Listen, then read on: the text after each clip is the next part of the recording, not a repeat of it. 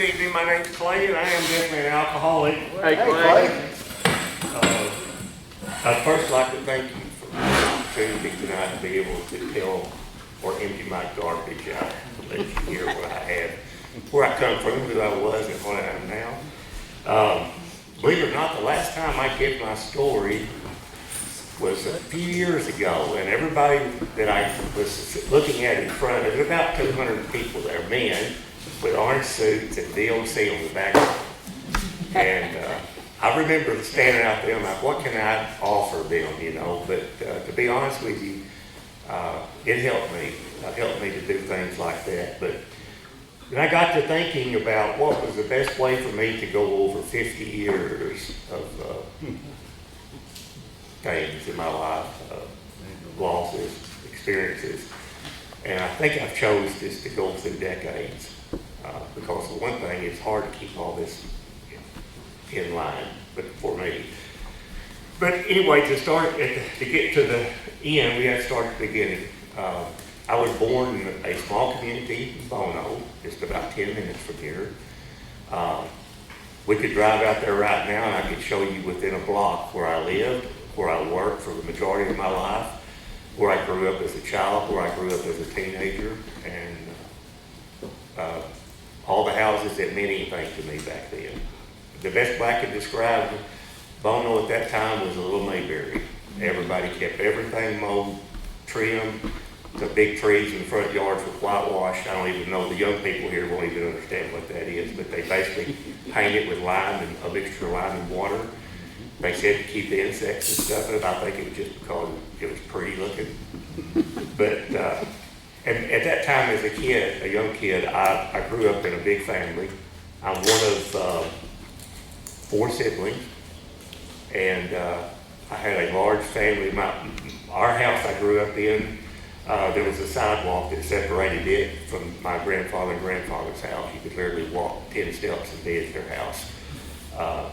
And that would have been my mom and dad. And growing up there under them and around them, with my cousins down the road, everybody that was important in my life that time was just within walking distance. One of them especially, as my story goes on, and I'm going to move along with it, I had a cousin named Brent, and he will be a big part of this tonight. But our ties were more like good brothers at that time as we were growing up. We always played together, we rode motorcycles together, we done everything together. And I found that I had a love for music. I grew up in the 60s, and that was the Beatles. Man, that was the best time. I was talking to Tim about, he was coloring while ago, and I said, is that therapy? I would have to say music is my therapy, and it always will be. But anyway, I was stricken with Ringo Starr, the drummer, and drums was appealing to me, and I liked to beat on things. So Mom and Dad bought me some drums, and I started my music, love for music through the music with drums. And that would also play a big part later on in my life. The first years from 0 to 10, 12 years old, went fishing with my grandfather. He was, of all things, many things, he was a commercial fisherman. I used to go with him when I was 12 years old down the White River, and we would trot line down there and put out 15 to 20 hook lines every night. If they didn't produce, we moved them every night. And I was just 12 years old because that's where I was really introduced to alcohol. My grandfather would drink, and we always stopped at a little shack before we got to where our trailer was. And he would always go into this guy's house and come back with a quart of moonshine. At the time, I didn't know what it was, but it was so pretty. It was just blue almost looking. It was just so pretty. And I got to notice that when he was drinking there during the week, we would stay until the bait was gone. It was sometimes 14 days you'd stay down there. And it wasn't play fishing, it was really hard work. And me being 12 years old, I would run the boat, and he would get so drunk during the day while we were waiting to go that evening to bait the lines that he couldn't hardly sit up in front of the boat. So I would run him up and down the river and let the air hit him. And I would drive him to the river on know if you've ever been down to A-Lane down to Bellwood, the levee goes down the White River. That's what the levee that I drove on. Barely could see over the steering wheel and have him hanging out over the side over there throwing up. And it was that was normal to me because I was so young. I just thought that that's what's supposed to happen. And so at the age of 14, I was able to get my hands on a 6-pack of beer along with my cousins. And we took that beer and split it between like 6 of us, and there was only 2 of us that drank ours and somebody else's, and the rest of them didn't even like it. And that was me and my cousin. And I never related alcoholism to a failure in my life. Every one of my great uncles were alcoholics. My grandfather would admit probably that he was an alcoholic, but they never had any failure in their life. They made money. They made business deals. They worked, and it was just like, I just couldn't see the damage, you know. And one of my recollections really is my great uncles would come one at a time on weekends mostly, and I had one of them that was named Uncle Awful. That was his name, and never will forget it. He was bigger than life. I'm talking, he was probably 350 to 400 pounds, but laughed, didn't have about 4 teeth, and he was so large I could always remember going a kid when he pulled up the driveway, opened the door, and he took the seat out of his truck so he could sit on it. He sat on a piece of plywood. I remember that, and he always pulled his bottle out with him when he come to see my grandmother. And I can remember staying around, jumping around on the couch with him drinking that, and the more he drank, the funnier he got, and I thought, man, this is just something, you know, to be able to mess around with these adults and them not get on to you for nothing. But little did I know it was something that was going to come back and be a part of my life, and that was what I called the fun times I remember in alcohol, it being introduced to my family. It was really, there was 2 things. When you were drunk in my family, you were either laughing and being happy, or you were fighting somebody. And that was it. My uncle, my great uncle, would come up from Wiener on the weekends, and he'd be mad at my grandfather, and they'd have fireplace pokers trying to beat the crap out of each other. I just remember standing there watching this thinking it's normal, you know, but it's not. It wasn't.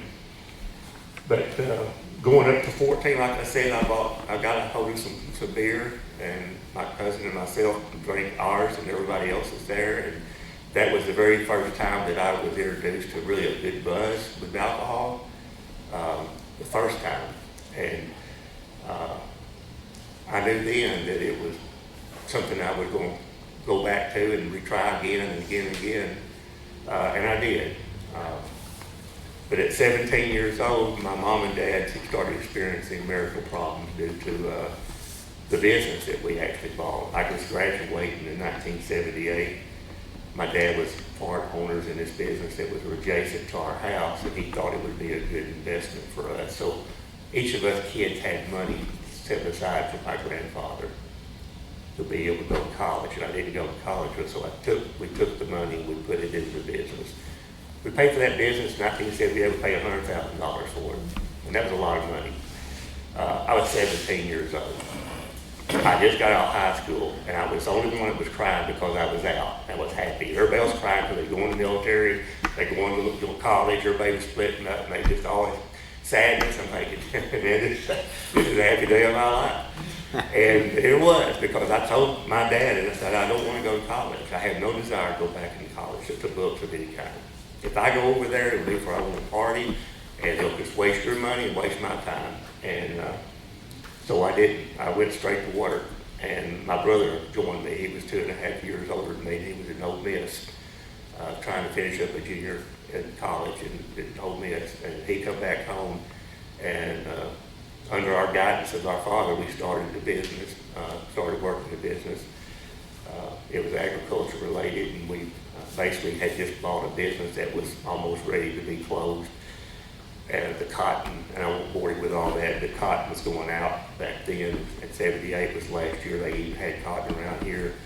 But the custom application business was coming into this area, and that's what we started doing, with custom applying chemical seed and product for the farmers.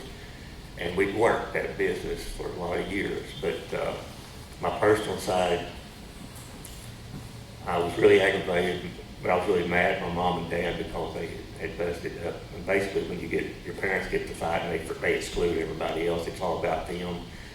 And we were just collateral damage. I heard things my mom and my dad said to each other that I wouldn't repeat here tonight. That still sticks with me, and it's just, the clarity of it's still there, just like it was the day I heard it. And you couldn't get with one without them griping about the other one and telling you how sorry they was. And I just really got mad at both of them. So I basically disowned my family because they had taken away what I really enjoyed at that time up to my life. And my grandmother, at 59 years old, she was really the glue that held the whole family together. She was my mom's best friend, just besides being her mother. And in 1976, she was diagnosed with cancer. I would have been 16 years old. Right before I got out of high school, she found out. She was 59 years old, and found out in July, and we buried her in November. And that was really the start of the beginning of the end with my mom. She had a mental breakdown. We were working there at the company. My dad had hired this young secretary. We were over there. She was over there at the house. She was not part of anything. Her mom was gone. She felt betrayed, neglected, hurt, mad, and it really messed her up mentally. And that's when all the mudslinging began of the divorce. And that went on for 3 years. And I was just sick of it. I moved into a little house trailer. A friend of mine from school, on top of Bono Hill, there was a little house rental property up there that had trailers on it. We rented a 12 to 50 trailer, and that's where I lived. And went from there to work every day. That's one thing my grandfather and my dad too installed on us kids was you need to show up and you need to do your job and be responsible and work hard. That was drilled into us at early ages. And that's what I did. It didn't matter because I looked around and my great-grandfather and my grandfather and my uncles were all working, functioning alcoholics, still making everything they were making, but they just did, And so I never did once neglect my job or my business at the time as it grew. I really got to thinking that I was playing in a band. I started playing in a band when I was 14, and everybody in the band was a lot older than I was at that time. They were out of school, and some of them were seniors in school. But anyway, we were a stage band, and we got fortunate enough to play music with some, at that time, high-profile people. And it was stage shows. There was no alcohol or anything involved, and I played with them up until I was, I guess, close to 20. And I met a girl, and I thought, okay, what have I missed in my life? I missed family. I missed being a part of somebody. And so I took it on my own to find this girl. And we started dating, and I thought, okay, my brother had just gotten married, so it's time for me to get married, and I'm going to have a family, and I'm going to live happily ever after, and it's all going to be okay, and I won't have to worry about, all the stuff that I went through. That was a lie. Her father was the head of the engineering department at ASU. Really nice guy, but he was an alcoholic. And I ended up moving out of the trailer and moving in with them prior to our marriage.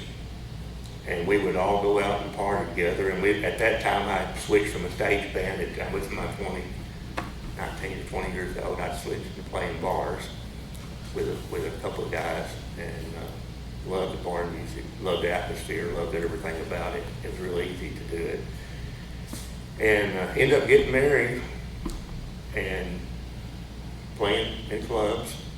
And we finally got somebody was booking us in Holiday Inns, and we were, starting to travel some back and forth, and I was still working, and we got married, and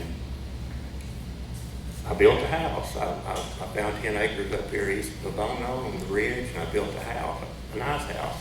That was in 84, and I almost know that this is right. I pretty well I kept logs on it, but the house was like you could build a house back then if you do it yourself for like $75 a square foot. And that's about what that I owed about $20,000 on it. Had the rest of it paid off through our business. And I worked on it tirelessly for a year, finishing it out. I helped the guy help me frame it and got it to dry. I was there 6 months. During those 6 months, my wife had become a pathologist at the hospital, and she ended up working from 3 in the afternoon till 12 at night. That was the worst thing that could have happened to me, because I had all that time in a brand new house with my cousin right there. We were drinking every day. I was playing music 3 times a week. Playing music in a bar is not a good place to do if you're going to try to be faithful to your wife. I stayed with her for 7 years. That was including the time that we dated and all up to the time, and then the house was finished. I was there and we moved in. We lived in a rent house prior to this.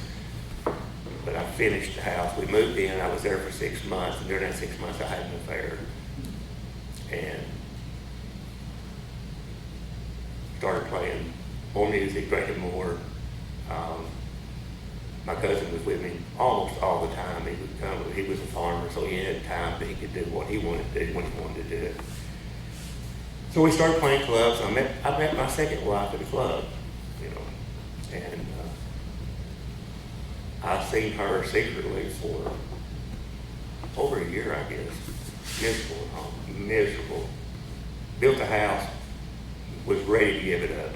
I just was in love, and it was all pointing to this, and I was going to do it. My cousin even told me, said, "You ain't going to leave that house. You just got through with it." I said, "You watch me. I promise you I'm going to." And I did. We were coming back from Las Vegas from a convention, a chemical convention. Flew back from Las Vegas. I talked to this girl at home the whole time I was there. And when on our ride home, this is the way I done things back then. On our ride back from the airport, I told her that I was seeing somebody. 6 months after we built this house, and told her that I wasn't coming back to the house. And that's what I said. And of course, she couldn't believe it. She thought, she's working at night, I'm playing music, coming home. Didn't bother me a bit. Did not bother me a bit to be that way. Alcohol was that buffer that I turned to, that when you had a sober thinking, you think that's not a good idea at all. But the more you drank, more you drank, and then you got really good and tank, that was a great idea. That was my mindset. So every time I'd done decisions, like I made a point to be able to suffer myself in alcohol. And so we busted up. I sold the house on the courthouse steps up there. She bought it actually from me. I wasn't going to pay another thing. I'm hard-headed. Wasn't going to pay what I was going to pay for it. If it went $1 over, I told my lawyer she had it. And she got it.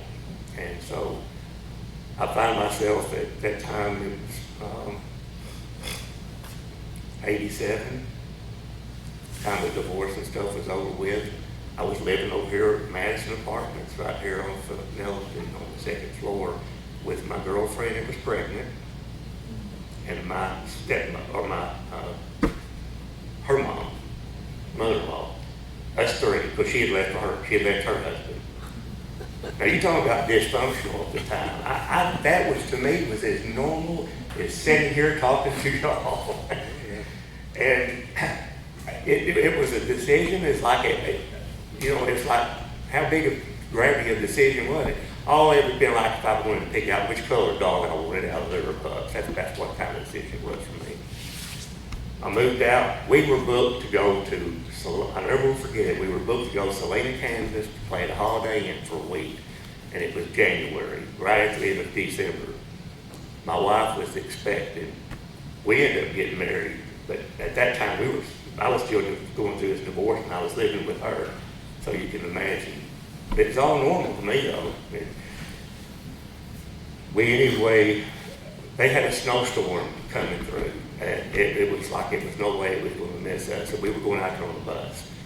And the closer it came, it was like right there on my wife's second wife's due date, it was going to be that I'm thinking, I can't go. There's no way I can go. If I go and miss that, she will never forgive me. I wouldn't worry about me. I would really like to have went, but I just knew there wasn't going to be any cars for me to go. So I made a decision to quit, and luckily they had a friend of mine playing also, and he took it over, and I sold my drums immediately after that. My baby was born, my first baby was born, my son was born on January 4th of 1988, and I was there to see it. Not to say that my wife and myself had a marriage of alcohol and drug use. In 1992, I was introduced to crystal meth. Up until then, it was all about the drinking. But if you pass the devil's plate around, whatever is on it, you say, take it, I'll take it. I always thank God today even that I didn't ever do heroin, because if I did, I probably would have died on it. Because I always heard that if you do one injection of it and you chase that high for the rest of the time that you're on it, that you'll never feel that euphoria to that extent. And I promise you I would have chased it, but I didn't. Thank God I didn't have anybody offer me that. But I did have somebody at work for me actually in 1992. We were, I forgot to tell you, I built another house and another 10 acres right across from the first house. They actually call this place High Dollar Hill. You go to Bono, you ask where High Dollar Hill is, they'll take you to the driveways. One house over here, one house over there. I lived there 6 months. I spent 18 years in the second one. And that to me was as normal as it could be. That I had a girlfriend that was pregnant. I was trying to get out of divorce, and I went from living from the house, living in a 2-bedroom apartment in Madison Square, and didn't bother me one bit. It would honestly put me in the grave today if I had to make those decisions again. But back then I didn't care. I just, alcohol and then the drugs was even worse. I really quit drinking alcohol after I started the drug issues because it was so easy to get, and it was so much better as far as it was favored for me, because I'm always wanting to go get things done, and it was a rocket injection to be able to go 2 or 3 days without any sleep, work all you wanted to work, felt good, get the work of 3 men done easily, and that's why I used it. A guy worked for me one day. We'd gotten off of work. We were late sitting around drinking a beer there at work before we got ready to go home, and we was talking about how tired we had to get up at 4 o'clock next morning, and he said, I got something that'll keep you up, make you feel better. And that's when he introduced me to crystal methamphetamine. I done a line right there on my own business lot at 5:36 that evening. And my second words that come out of my mouth after I left there and come back next morning was get me some. At that time it was cheap at $25 for a quarter of a gram. $25 when you first start using that drug will last you a week and a half. It was just a no-brainer. But little did I know, when my cousin was right there with me, we done it together, we introduced kind of at the same time to us, we both kind of got on it. And so we fed that. And I can remember we would go to, during this time that I was married 18 years to my wife, we had tickets to the Razorback football and basketball. And so me and him would go up there to a ball game. We would buy everything we needed, had all the dope we needed to go, and we sat in the room. We'd cut lines up, and we would do lines in the room, and we would laugh about how anybody could be so stupid to use this and not be able to manage yourself and lose everything. I remember saying those words, and we laughed about it. And it didn't work out that way. The reality of it is, it opens the door up into a very dark part of you, and then it invites you in and makes you feel at home, and then before you know it, it's your master. And toward the end, my cousin got really bad. I got really bad. Not accepting that I had failed in anything. My marriage with my second wife was, You know how karma happens? She cheated on me while I was cheating on her. But you know what my double standards was? You're out of here. That's the difference. That was me. That's the selfish part of being somebody that is addicted to that kind of stuff. I wouldn't go hear it, you know. I remember, but the stupid thing, which was a really good ideal at the time, was it was a noble ideal. I wanted my kids, they grew up in that house. They were 16 and 17 years old at the time this happened, and they were graduating. The exact same age I was when my mom and dad separated, divorced. And it was just as bad because you had drugs mixed with it and alcohol, and it was like, and I remember how much pain that it caused them, but they were so much better than what I ever would think about being. They took it and they dealt with it. And in March 2007, they put my cousin of mine took my cousin, which was strung out pretty bad, to Hazleton, Minnesota. They flew him up there, basically done an intervention on him. He got on the plane, got up there on the plane, got all the way to Hazleton, and the guy that flew him up there, he said, when he turned around, Brent said, "I'll give you $1,000 if you take me back home right now." He did not want to go into treatment, but he did. And it changed his life. His life changed and mine did too, because I was still using. And when he come back the next year, our relationship had been different. And I could see he was happy, and I was so miserable because I was just hanging on by the second marriage. And I got a call one Saturday morning that a friend of mine said, "You know, Brent got killed last night, or this morning." And I said, "No, he didn't. I just talked to him yesterday." He said, he got killed by a train up there at Fontaine, north of Bono, crossing the tracks. And that really took me. I tell you how bad I felt, how bad I got. I don't really remember doing any of the visitation, but I do remember one thing. I'd done drugs through the whole thing. That's the only way I could get through it. Could not see it for what it was. Disrespectful to him as I look back. He deserved better than that from me. I'd lost my grandfather in 1996, and I went to his funeral high, and he was like my father. Didn't pay no attention about whatever I needed to do to get through it, and that's what I did. Immediately after the funeral services were over with, I'm talking about within 2 weeks, I left the second house. I told my wife that the only reason I am leaving this house is because this is our kids' home, and I'm not going to do them like I was doing. I want them to have a home. This is where they were raised, and this is where they're going to be raised the rest of them until they get out on their own or whatever. And so I walked away, and I gave her the house to the divorce. Paid for it. Again. And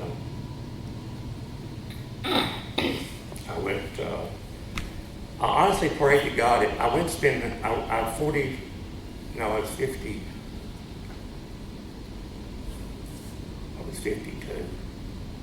No, I was in my late 40s. It's hard for this to remember this. But being in my 40s, I think I was 47. I went and I called my mom as I left my house on a Sunday morning with my clothes in my bag, and I said, "I need a place to stay. I'm not going to stay at home any longer." My mom was always, it didn't matter what it was, if you called and said you need something, she just said, "Come on, come stay with me." So I moved in with my mom, and I remember sitting in bed that night. I was raised in a Christian home. I really was, but I never did understand really what I needed God for. I always tried to do things myself, and it never did really work out right, but I did it anyway. And I prayed to God in the bedroom. My mom's bedroom, on a full-size bed, sitting there curled up like a dead person. That I was so sick of living and fighting the disease of the drugs. Still drinking, but not to the point. It was all about the drugs at that time. And I remember asking God, I said, if you don't find something for me to get out of this and help me with this, I don't want to be here no more. And I really didn't. I just played all my cards. And this is the sad part. He answered my prayers. He took all that chemical and all that drugs away from me. Didn't say anything about the alcohol, just the drugs. And I told her, I said, if you give me just one more chance to be happy with somebody, I promise I'll treat them as a husband would a wife, you know. And, you know, about 3 months later, I had a phone number given to me from a lady that actually I was in the hospital. She was a registered nurse. She seen me, I seen her. She knew my family. So she got her number to me and asked me to call her, and I did. And she invited me to go to church with her, and I thought, you know what, that's a perfect idea. That's what I need to do. That's going to right the boat. You know, give me a new beginning, you know. Leave all this stuff behind. During the time, I was still trying to get a divorce from my second wife. And it finally happened. So anyway, long story short, again, I got married, was with her 9 years, good years. I served in Celebrate Recovery. I really didn't know at the time that I was capable of doing anything like that because I had done so much bad. But when I started going to church, all the guilt stuff really opened up in me, and it got overwhelming. One day, I gave myself back to God, and I wanted to be forgiven, and I wanted to do what the right thing for once. And so I got involved with a ministry that just got opened up there to Celebrate Recovery called CR. It's family class and insured. Anything that you got problems with, they got a class for it. We just focus on AA. They have drugs, overeating, depression, anything that you got at the table you want to bring in there. They had classes and leaders for that. Well, I stayed in there done that for 3 years, working inside Celebrate Recovery, and then finally was offered the actual ministry leader, which was over everything, which I gladly took. And then I started working with all these people and all these different recoveries. People would call me at night and would call me, you know, hey, I'm sitting over here in the meth lab and I need to get rid of it, and I'm afraid you're going to pick me up and I want to get better. And so me and another friend of mine would get up in the middle of the night, drive over there and disassemble the meth lab and take it off. Yeah, it's stupid. That's stupid. I mean, you know, he kept saying, what if we get stopped for like a broken tail light or something? What are they going to do? I said, I'd probably throw us in jail, but we're doing this for the best of it. We're doing it. We just have to explain to them this is the best we're doing for this kid, you know. Stupid. But, you know, we talk about it here sometimes, the burnout factor. I was working in it for 5 or 6 years.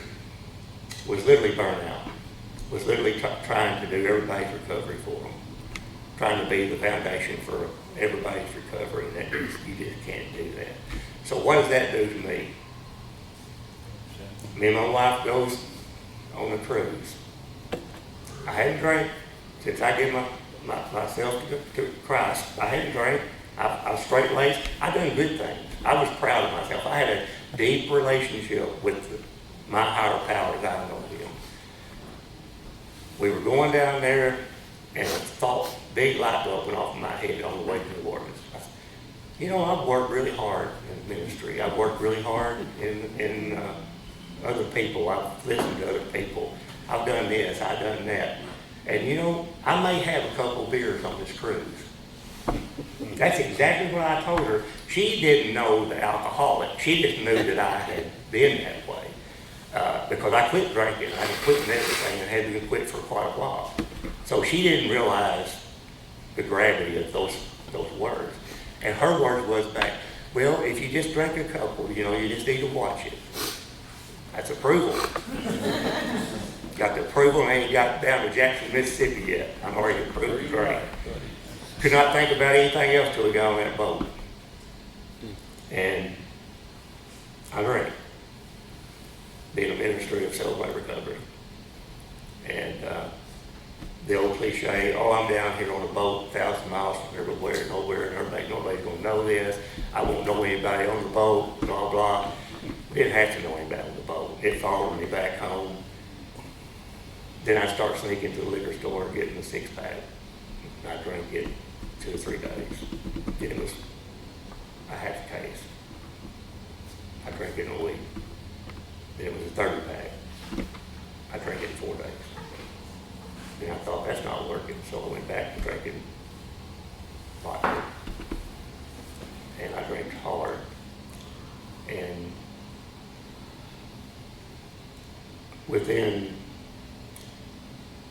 when I really started drinking the hard liquor, I was sitting at the house one day, and I got a text message from a young girl, 26 years old at the time, that was in Celebrate Recovery, who I'd known and had a phone number. And she texted me out of the blue. Never sent 2 texts to this girl. She texted me one day, and she said, her text read, I had a dream about you and me last night. And I sat there and read that. I had been around a lot of different people, and I knew how to play this instrument. I knew what this was insinuating. It was, and I had all kinds of avenues to not text, to say, look, don't text me anymore, I'm married, this, that, and other.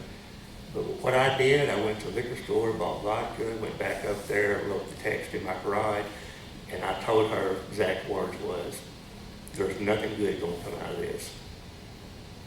And within a week, I seen her for the first time.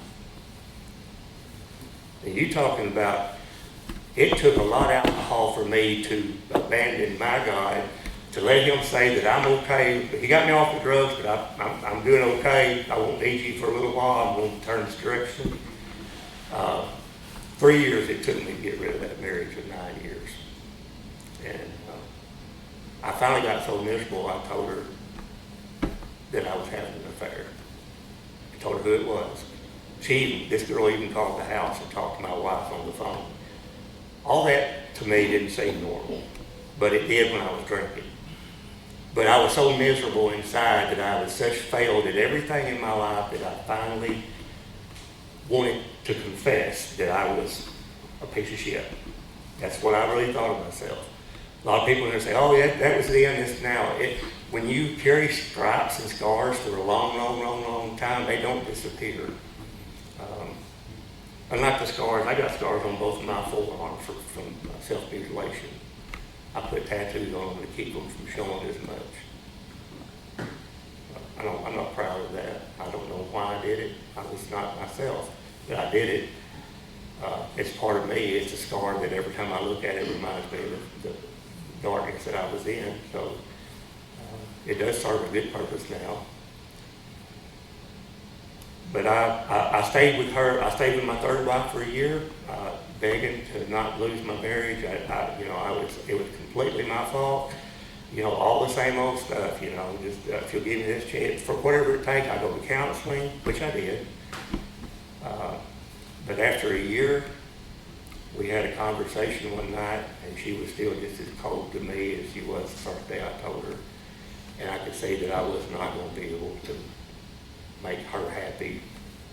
And so I talked to her on a Friday night. I said, I'm going to tell you this, and then I want you to think about it, and then we're going to have this same talk tomorrow night. If you don't want me here, this was her house. I didn't have a house. I come from my mama's house. I said, if you want me out of your house, if I'm miserable to you, I need to know, because number one is I'm working the program. I'm trying to do the best I can do. I'm doing the things that it takes me to get my life back. But if every time you look at me, all you see is resentment and anger, I'm not doing you any good. And you're not really doing me any good.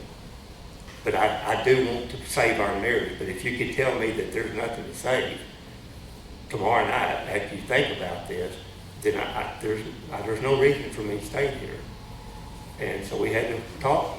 Next Saturday evening we talked. Same questions were asked, same answers were given.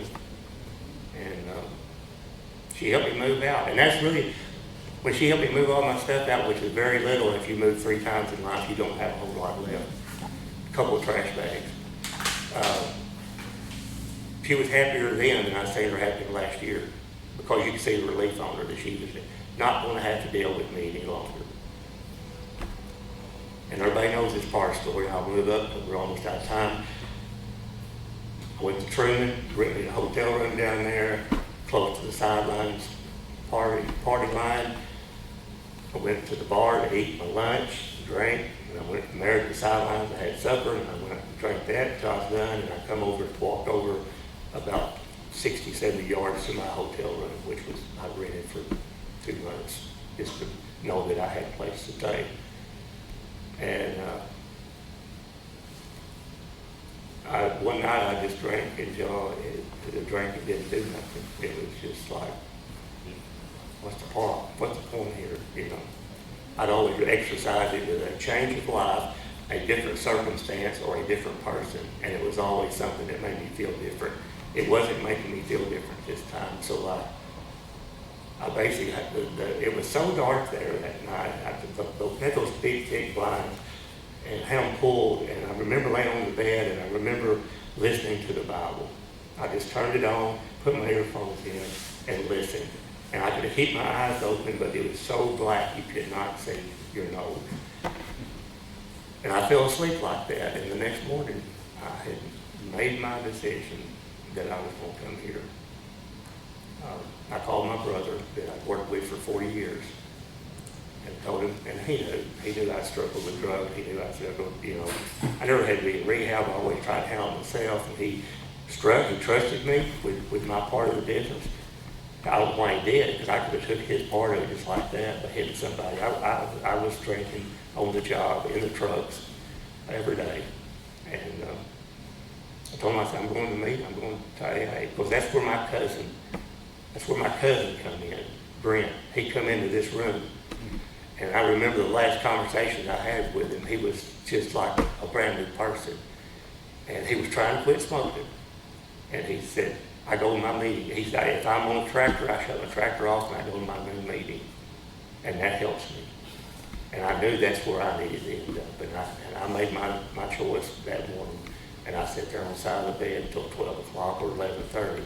I had a mini fridge full of beer and vodka. I called a friend of mine that was still drinking, that we were good friends. I said, you want this stuff? If not, I'm going to throw it in the dumpster because I'm fixing to go to the meeting. I'm done. And he said, yeah, man, don't throw that stuff away, you know. And I didn't. I took it to his house, dropped it off there, and I come straight over here. Miss Sue here, and there was a few here that day. Sit right there. And I was bawling like a baby, broken, as we've seen so many of our people come in like that. And I heard the same words, keep coming back. Meeting makers make it. You know, don't drink. Don't take your first drink. And I attached myself to those people, and eventually I attached myself to everybody in the room. And I started to understanding that the alcoholism and stuff, that where it was in my life, what it did in my life, what I let it do to my life. And I still say today that I am 100% responsible for what I did, and I take that responsibility. Am I like that now? No. Do I hope I never that way again? Yes, I hope I never go back. I don't have the urge. I've got a little over 9 years. I think I'm to where I'm really getting the fruits of the program and the love of the people here. And I also see the people that was like me and like y'all that come in, the ones I know that come in first a year ago or 2 years ago.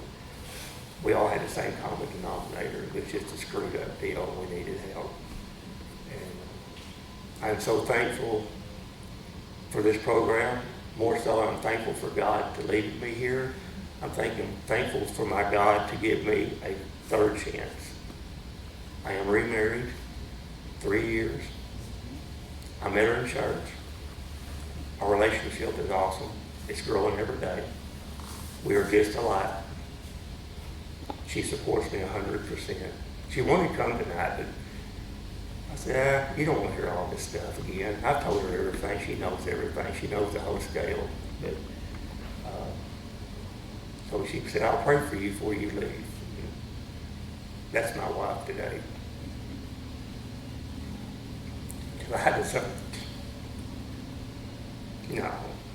I was a sorry person. And sometimes I look in that mirror and I still see that why did he give me another chance when I ruined 3 marriages? Totally ruined. Why in the world would you give me any credit for trying to run into another family? But our family is really tight, close. It's we dated a year, 6 months, 8 months. We got married. Total time, almost 4 years. And she is, besides this group, my foundation. And that is why I show, and here I may show sometimes more of my faith openly than I should. But when you got saved like I did that many times, you can't deny that. I shouldn't be here today. And it's only the grace of God that's allowed me to be here, sitting in front of y'all today. And I love you, and thank you for listening to me. That's all I got. Thanks, Dave.